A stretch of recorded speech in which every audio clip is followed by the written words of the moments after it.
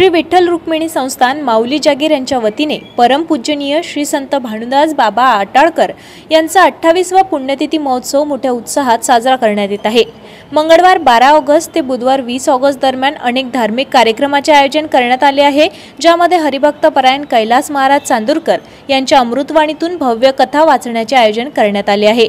यावेळी संपूर्ण माऊली जागीर गावामध्ये भक्तिमय वातावरण झाल्याचे चित्र दिसून आले आहे। संपूर्ण गावकऱ्यांनी मोठ्या संख्येने यामध्ये सहभाग घेतला।